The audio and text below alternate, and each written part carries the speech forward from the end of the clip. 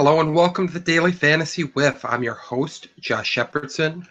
You know by now, I'm sure, but I post on Twitter at Beachhead50 if you're looking to follow that.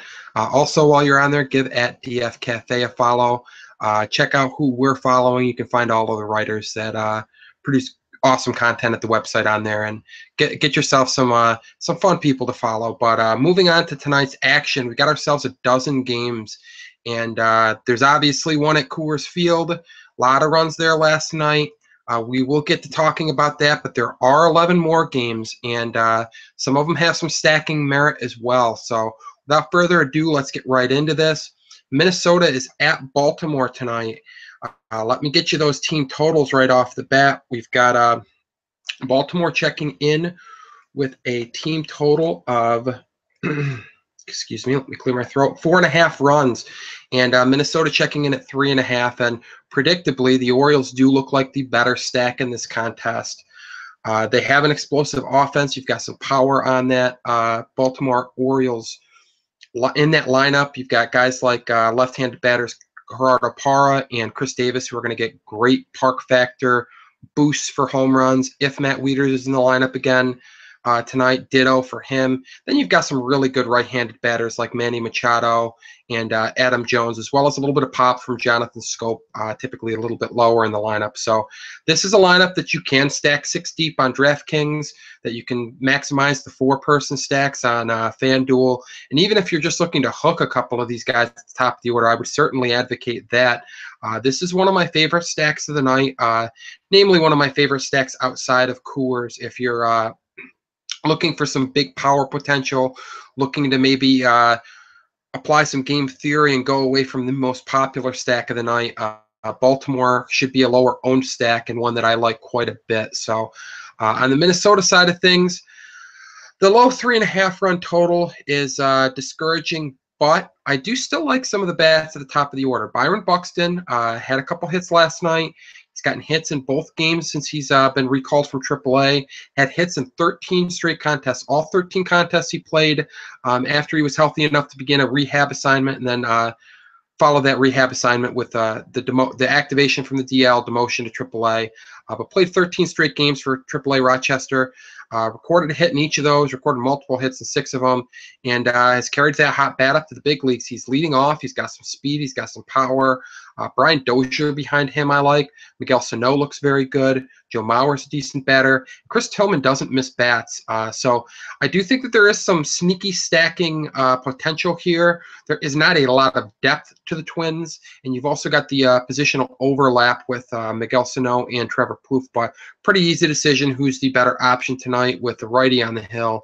Plouffe does the bulk of his damage against left-handed pitching, so pretty easy to choose Sano at the hot corner, but I do think there's some mini stack potential on DraftKings, maybe 3 or 4 of those guys, or just hook a couple.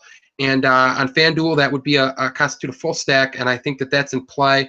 Not my favorite stack, but if you're going to be getting a lot of lineups out there, Camden Yards, good ballpark for power, and a couple of guys that can reach the seats. And again, you got Bucks and speed at the top too, so you got a nice combination of power and speed. So that's a game that I like quite a bit. Moving on to the next game, that's Milwaukee at Washington. Joe Ross on the hill for the Nationals, and he's been fantastic. Certainly not going to be going out of my way to attack him with any of the Milwaukee Brewers hitters. And predictably, they have a low total, just 3 runs, very right-handed lineup. Ross tough on righties, a lot more giving to left-handed batters, but not a lot of left-handed batters in that Brewers lineup. So I'm going to go ahead and fade the Brewers. On the National side of things, they're facing righty Taylor Youngman.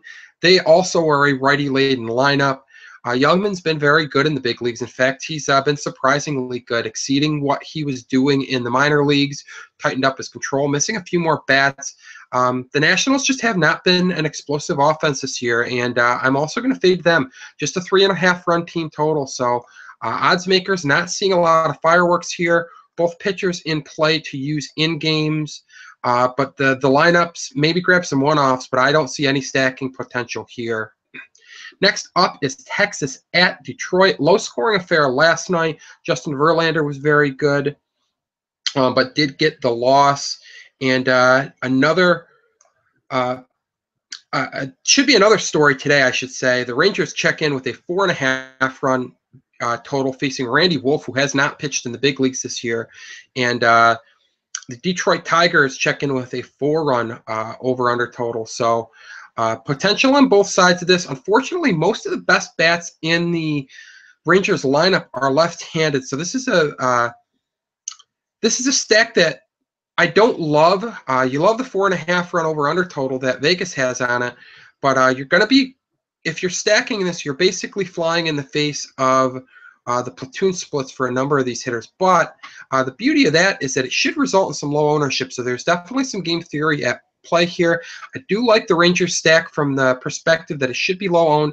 And guys like Prince Fielder, yes, he's better against righties than lefties, but he's still very good against left-handed pitching.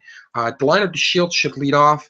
He is one of the right-handed bats that will hold the platoon advantage against Wolf. And let's be honest, Wolf hasn't been in the big league, so the platoon advantage may not matter. He may not be good at this point against lefties or righties. So I am fine with the Ranger stack. It's not, despite the 4.5 run total, it's not one of my favorites, but it is one that I do think is going to be low owned. So there's definitely, as I said, definitely some merit to grabbing some Rangers. Probably wouldn't go full blown stack there. You certainly could, because if Wolf is dreadful, like I said, it's not going to matter if you're left-handed or right-handed. He's going to be getting pummeled. But I think this is a case where I'd rather grab maybe a couple of bats together, maybe grab 3, 2, hook guys in various parts of the order. Grab the power there, really. Grab your guys like Prince Fielder, the ones that can make Wolf pay for mistakes in the strike zone. I don't necessarily want these guys that are going to pick up a couple singles and are going to be reliant on run scoring to really bolster their total. I want these guys that can reach the seats. So the guys like Prince Fielder or the speedy guys like Delino DeShields come to mind for me. And on the Tiger side of things, they did get Miguel Cabrera back, which is a nice boost to that lineup. They did need that. JD Martinez still has significant power. Ian Kinsler's been very good. Basically, the entire second half of the season, he's been very good. And Victor Martinez, you like him better against lefties than righties, but he is making contact. He has had some bad BABIP luck this year. Was nicked up early on, so I am willing to give him a little bit of a pass, and I do think that he is still a very good hitter, even if he isn't having the type of follow-up year that most gamers would have hoped for after last year's outburst. So Tigers have some stackability, but they're always fairly expensive, and because they're not facing a left-hander and they are a righty-laden lineup, it's not a stack that I'm going out of my way to target. So not a definitive fade. I think you can mix them in there, but it's not, like I said, it's not a stack that I'm going out of my way to grab.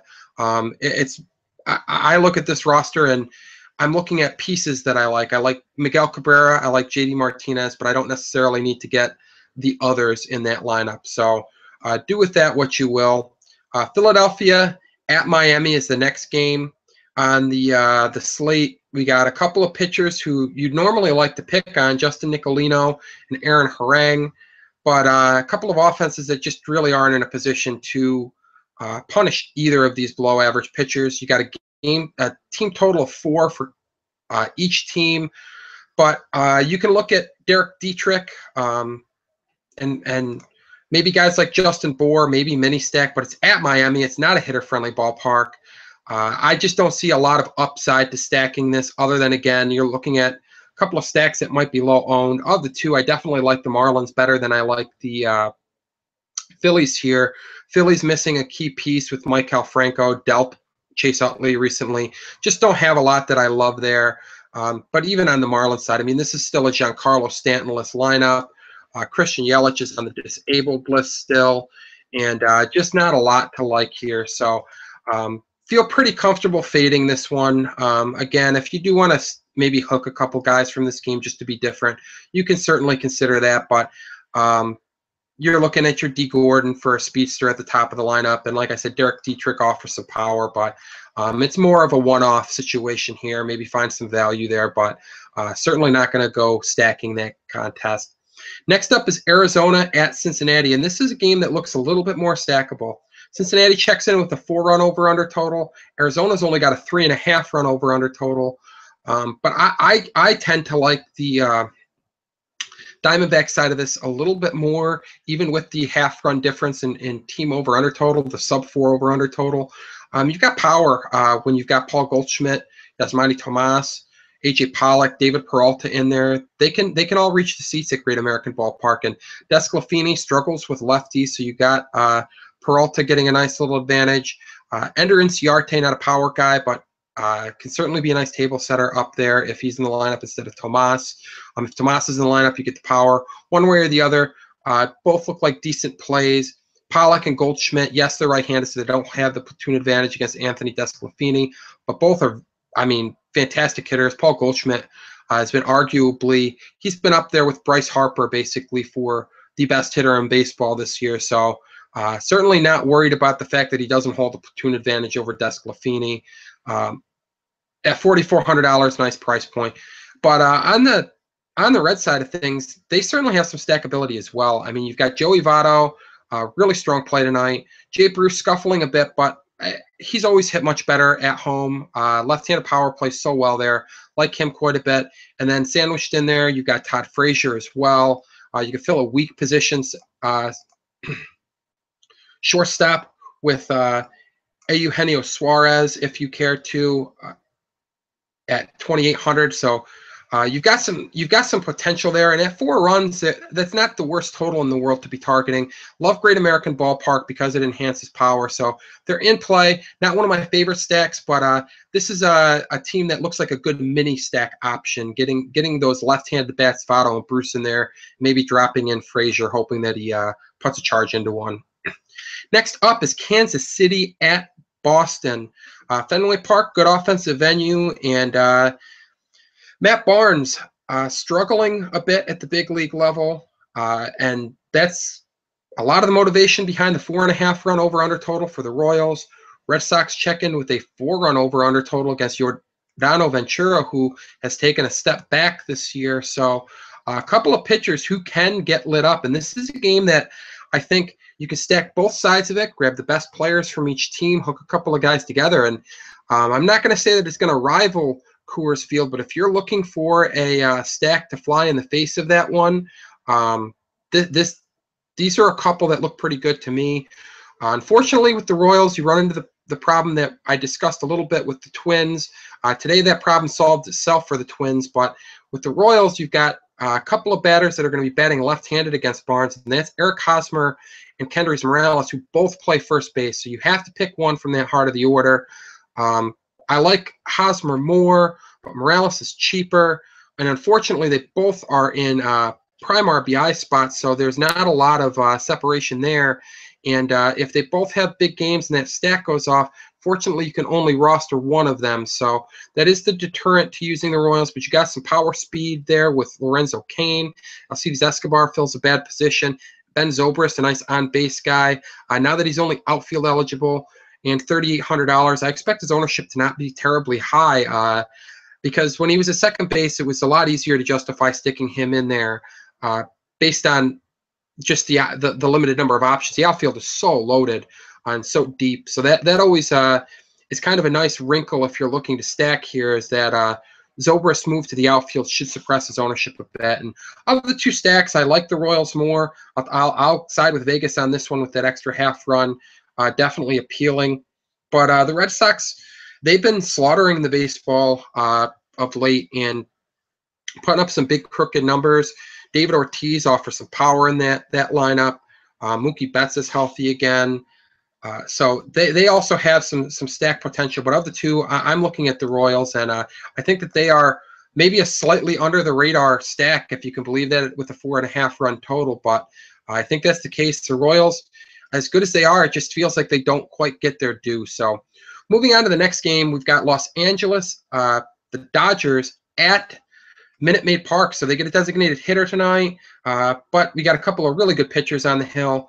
Zach Greinke, Scott Kazmir. The team totals for each are only 3.5 runs. The pitchers are the story here. This isn't even a case where I feel great about being contrarian and picking on one of these guys. Greinke's been fantastic this year. The Astros are a very right-handed heavy lineup, so not going to really get a platoon advantage there either. There is some power and speed in that lineup, but if you're stacking against Greinke, I think this is a case where you're not really being contrarian. You're just making a poor decision. And on the other side of things, Scott Kazmir, there is a little bit more stack potential here. Everybody knows the Dodgers are fantastic against right-handed pitching. One of the best offenses in baseball against righties, but they've also been pretty good against left-handed pitching this year. They rank 5th in WRC plus at 110. They've got a nice 150 ISO against them. They've got some lefty killers and guys like Scott Van Slyke, Kike Hernandez. So I do think that depending on how Don Mattingly arranges this lineup, you've got some guys that can make for an interesting, at least mini stack. I'm not going to go 6-man stack on DraftKings. I don't think they're going to hammer Scott Kazmir. He did get roughed up a little bit by his one-time employer, the Tampa Bay Rays, in his last start, but settled in a little bit, and the Rays are a lefty mashing team as well. So there is some merit to stacking the Dodgers at Minute Maid Park, but I'm looking at it more from a mini stack perspective, and to be honest, I like some of the one-offs in that more than I like going full-blown stack. Like I said, Kike Hernandez, Scott Van Slyke's a nice play. Really kills left-handed pitching, and both offer serious salary relief at both DraftKings and FanDuel today. You're going to need that salary relief for our next game, which is the Mets at the Rockies. Huge totals they threw up last night, and once again, odds makers are liking some runs to be put up tonight. The Mets check in with a 5-run over-under total. The Rockies check in at 4.5 runs. Of the two, I like the Mets side of things better. They've got a number of right-handed bats that can exploit Chris Russin's monstrous struggles with right-handed batters. The Rockies, a lot of their best hitters are left-handed, so it's going to be lefty-lefty with Nice. And I'm certainly not going to say to fade them by any stretch, but it definitely curbs my enthusiasm, so to speak, when I know that Carlos Gonzalez and Charlie Blackmon just are not as good against left-handed pitching as they are against righties. Nolan Arenado actually been better in same-handed righty-righty matchups as well this year, but love Arenado tonight. Like guys like Nick Hundley, this might be a case where you're looking at a unconventional part of the order stack with the Rockies. Assuming Charlie Blackmon hits in his customary leadoff spot and Reyes hits second, don't love the upside for Reyes. He just hasn't been a huge base stealer this year, 19 of them. Power's been more middling than even modest this year with just 5 dingers. So don't love the upside. You might want to start your stack with the 3-hitter instead of starting at the top of the order with the Rockies. Assuming Kyle Parker's in there playing first base instead of Ben Paulson as a right-handed, since he's a right-handed batter and Paulson's a lefty. And the last time they faced a lefty, which was more than a week ago, Parker was in the lineup. You might look at an unconventional stack of something like a 3 through 6 or 3 through 7 stack. So that's in play for me. But of the two sides, I like the Mets more. Yoenis Cespedes went nuts last night. I don't expect him to go nuts like to that extent again tonight. That would be a crazy prognostication, but should be one of the top players tonight again, and going to be owned like it. You're going to see a lot of people chasing last night's performance, but understandably so. And big totals for both teams, so obviously both of those are in play. Next up is St. Louis at San Diego. Carlos Martinez versus Ian Kennedy. Cardinals hold a 3.5-run over-under total. Padres check in at 3 runs. Padres have been lost against righties all year. They've really been lost against everybody all year. Carlos Martinez has been fantastic. This is a strict fade for the Padres. And Carlos Martinez looks like a top 3 arm to me tonight. So Martinez very much in play. The Padres not so much. The Cardinals, on the other hand, have some left-handed batters who can give Ian Kennedy some problems. Petco Park, not a great venue for offense, though. So this is more of a hooking or mini stack situation for me with guys like Matt Carpenter, Colton Wong, Jason Hayward, and Johnny Peralta in play. But I'm certainly not going a 6-man stack, and I'm probably not even going to go true mini stack. I might hook, like I said, Carpenter and Wong together, get a couple lefty bats. Depending on what the order looks like, Wong's been moved around a little bit. They've moved Stephen Piscotty up to the 2nd spot in the order as he's been raking. So maybe get some of these guys in there. Kennedy's actually been giving to righties as well, so there is some potential here. And he's struggled with the long ball, which is always kind of nice if you're going to stack against anybody. But don't love the Cardinals, but from a mini stack perspective, you've got some salary relief that can be awarded by them. Maybe sprinkle them in with your Coors Field stacks, and you might have something cooking there, but not going to go crazy full stacking either lineup. Next up is Tampa at Oakland. And both offenses just look like poor stack options tonight. Sonny Gray is my favorite pitcher on the slate. Doesn't necessarily mean I'm going to own a ton of shares of him because I think tonight's a bat-happy lineup type of night. But he faces a Rays squad that's not very good against right-handed pitching. The A's basically, if it wasn't bolted down, it was moved at the deadline. They've dealt some pieces. Offense just not looking as good these days as it was earlier in the season. Stephen Vogt has been up and down, but more down over the last couple months. So not a lot of offensive threats in that Oakland lineup. And it's at O.co, a pitcher-friendly ballpark. Neither team has a big over-under total. They're checking in at 3 runs and 3.5 runs respectively, with the Rays getting the 3-run total and the home favorite A's at 3.5. But I'm not stacking either side of this game. I'm not even looking really at even one-offs from this game. There's just not a lot to like there offensively anyway. Pitching-wise, again, Sonny Gray looks like the top arm to me. Next up is Toronto at L.A., facing the Angels. Now, they're not at Rogers Center, but they do get a lefty, and this is the best offense in baseball against left-handed pitching. On DraftKings, I absolutely love the price of the Blue Jays hitters.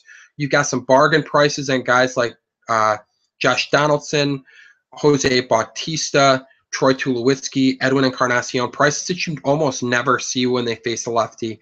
I think a big part of that is the fact that Heaney's been very good this year. Holds a 2.43 ERA on the season. So DraftKings treating him like an ace and pricing the Blue Jays hitters accordingly. But that makes that a very valuable stack in my eyes. The Blue Jays hitters are very expensive on FanDuel, which there is some benefit to that too. When you got a $5,700 Josh Donaldson, a $4,800 Jose Bautista, a $4,800 Edwin Encarnacion, a $3,800 Troy Tulowitzki, you have to pay to get these guys. It's going to mean low ownership. And if the Blue Jays do what the Blue Jays are certainly capable of doing against a left-handed pitcher, they have the type of offense that can match the output of a Coors Field game. And I don't care where they play. Now, they do only have a 4-run over-under total, so probably going to take some steam out of that stack for a lot of people. Going to result in some lower ownership, but I really like the Blue Jays quite a bit tonight. They're one of my favorite stacks. They always are against the lefty, and I think that in this case that them not being at Rogers Center could prove beneficial in terms of suppressing ownership. And in GPPs, if you get a low ownership stack that goes off, that is such a advantage, and I'm liking the Blue Jays quite a bit tonight. On the other side of things, not loving the Angels, 3.5 run over-under total. Marco Estrada, fly ball pitcher. Being out of Rogers Center should actually help him. Walks are up over the last month. Strikeout rate's not very good. There's certainly some potential here, but the Angels lineup just has not been good of late. Mike Trout, still expensive on FanDuel, has a nice price drop on DraftKings.